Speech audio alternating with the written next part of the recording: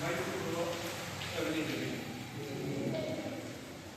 आज अतिशय प्रसन्न असा दिवस. आपल्या हजारो वर्षाची पुरापिढी नष्ट करून सोन्याचा दिन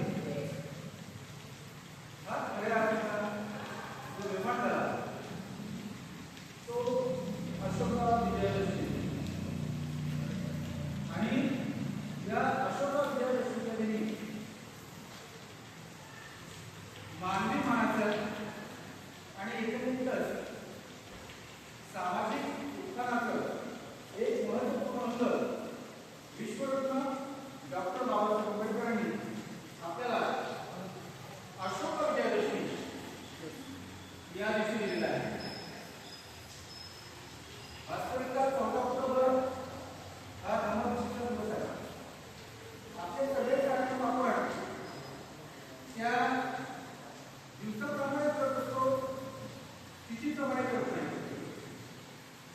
परंतु डॉक्टर बाबासाहेब आंबेडकरांनी आपल्याला धम्मविजय सोहळा दिला.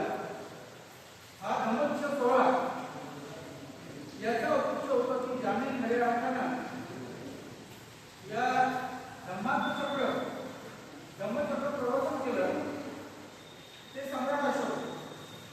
आणि या सम्राट अशोकांच्या कार्यामुळे सम्राट अशोकांनी